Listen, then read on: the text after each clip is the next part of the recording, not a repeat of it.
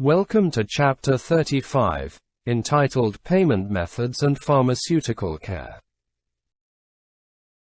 This chapter provides an overview of payment methods used in healthcare in general, expanding on those that have been adopted for pharmaceutical care.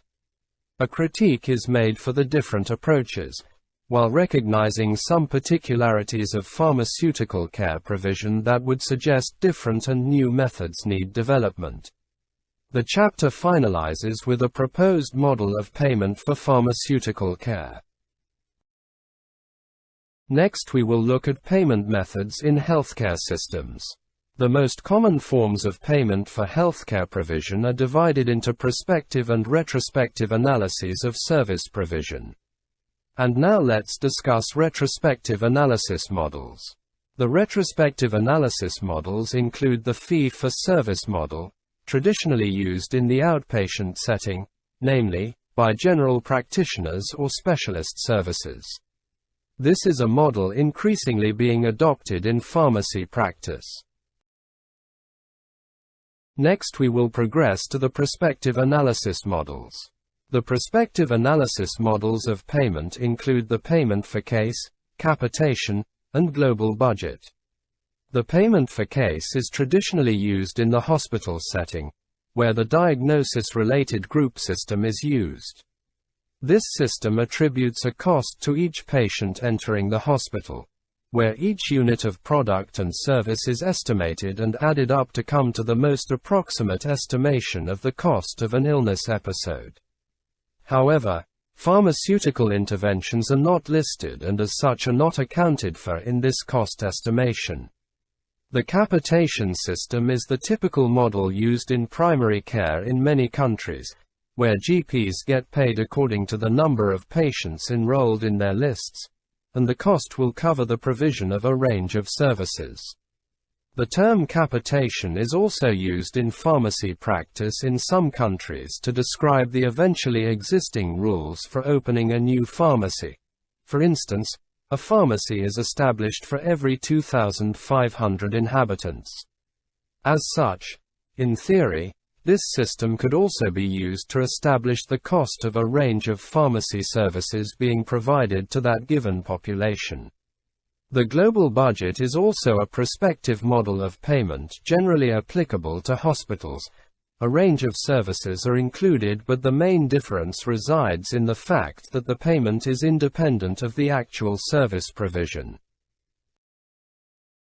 Next we will discuss the pros and cons of different models. All these models of service payment are based on the structure or on the process, making the parallelism with the structure-process outcome, abbreviated as SPO, paradigm. These systems do not favor efficiency of the healthcare systems, because the providers always get the same amount regardless of the quality of services provided. In some of these models, it may even encourage bad quality, because the more patients are served, the more is earned. Additionally, these methods encourage defragmented healthcare provision, where costs are estimated by setting and by provider and the patient is not seen as a holistic entity. As a result, more recently, different models of payment have developed. These try to focus on the outcome of service provision, and the pay-for-performance model is one example being incorporated in various countries. In an Organization for Economic Cooperation and Development, abbreviated as OECD, report from 2012, more than half of the countries had at least one pay-for-performance scheme, mostly found in primary care. This model assumes that the service provision should be either rewarded or penalized according to the clinical outcomes of the patients, sometimes also humanistic and/or economic. The difficulty in this model is to determine the division of the payment by each of the providers involved in the patient pathway.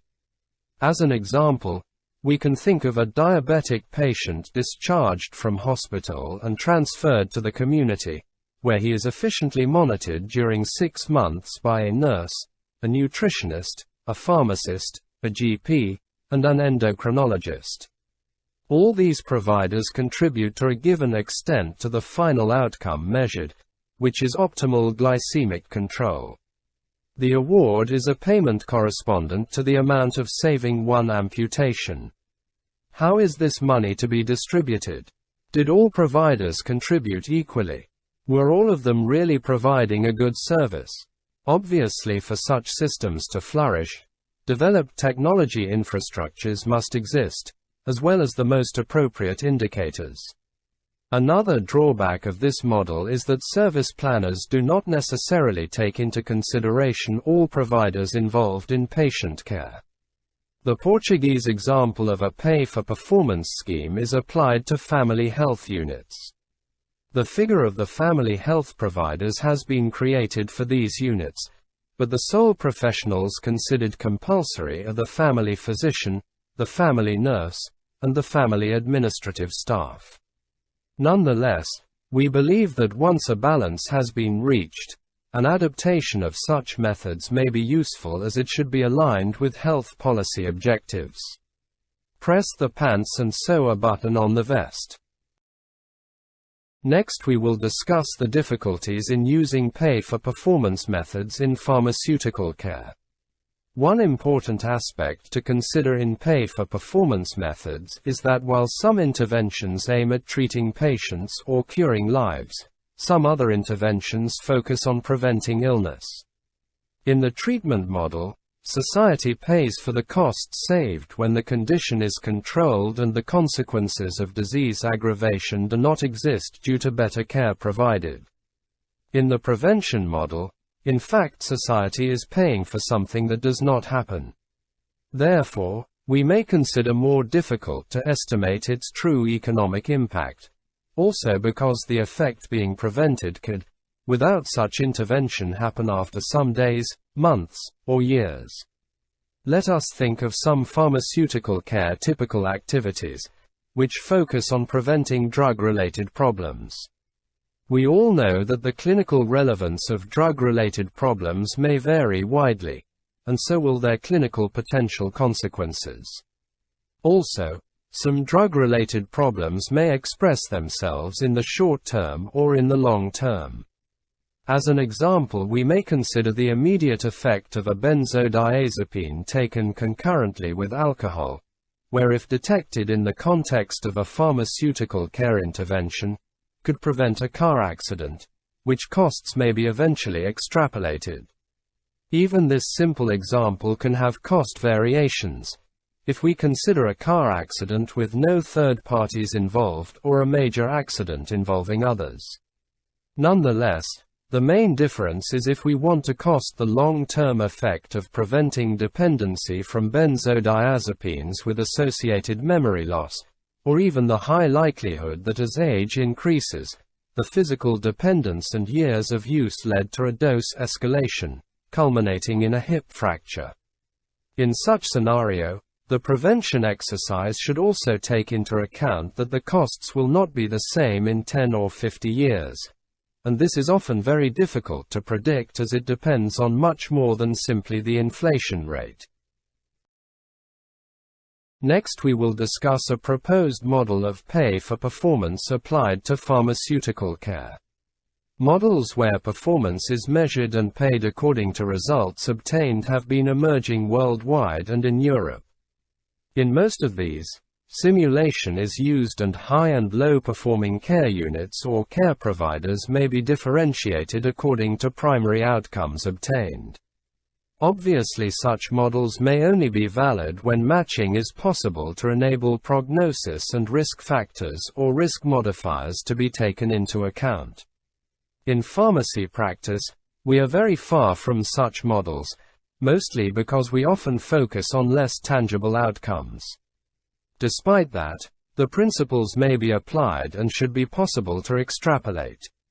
A similar rationale may be used when we assume that an outcome may depend on various contributing factors. Researchers who focus on diseases with multiple causality and complex models, such as cardiovascular diseases, have long struggled with the need to isolate the contributions from various sources. Taking cardiovascular disease as an example, we know that improvements observed over the most recent years may result from changes in lifestyle, from better pharmacological treatments, most modern surgery procedures, or simply greater uptake of all of the available treatments, both by clinicians and by patients.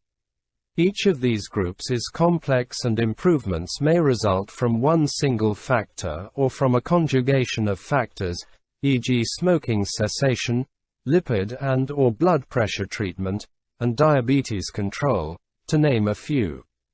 The improving mood-promoting access to collaborative treatment, abbreviated as impact model, is one example where retrospective population data has been used to define the relative contribution of each factor to the outcome of interest. We propose here the PharmaCare model, where one would estimate the relative contribution of each pharmacist-led service to the control of the disease, ultimately entering the impact model or equivalent, depending on the disease. The value attributable to pharmaceutical care would then be a result of all the individual contributions leading to better disease outcomes, where each of them would be weighted. In Figure 35.1, we have used an illustrative example taken from the authors of the impact model, who have stated that 8% could not be explained by their model. This is merely an example, because in fact the impact model was developed with different purposes. Therefore it has considered the contribution of pharmacological treatments as a whole, i.e. as unit measure, where in fact in our model would assume various individual contributions to an optimal pharmacological treatment. In our concept, optimal treatment results not only from an efficacious drug, but also from one being taken as directed by physician, and agreed by literate patients who also take concurrent medications, i.e. an effective and safe treatment as ensured when the patient is being monitored through pharmaceutical care. In the impact model, approximately 50% was attributable to increased uptake of treatments, so in fact, part of this proportion may be a result of pharmaceutical care. So, the first step would be to estimate the true contribution of pharmaceutical care to better disease outcomes. The second step is in fact quite straightforward, and has been traditionally estimated in the most prevalent, if not all, disease conditions, which is to determine the costs of prevented negative outcomes. The complexity of the measure chosen may vary, but disability-adjusted life years, abbreviated as DALYs, or quality-adjusted life years, abbreviated as QALYs, are possible measures to consider, for which current data are available. Taking atrial fibrillation as the example, we would need to define the costs of, e.g. stroke and bleeds, and add them. The third step would be the modeling of the costs of the outcome prevented into the future. In this step, we may assume that some outcomes would manifest themselves within 1 year and others within 10 years, if the care would not have been provided. The final step would be to determine the payment of service provision. The payment of the service provided should then be a result of the savings its provision generates. Of course, variance would then be possible to apply, using different methods for pricing the services, as further detailed in Chapter 36. Pause the video and carefully scrutinize Figure 35.1 illustrating the PharmaCare model, inspired by the impact model, before advancing to the next slide.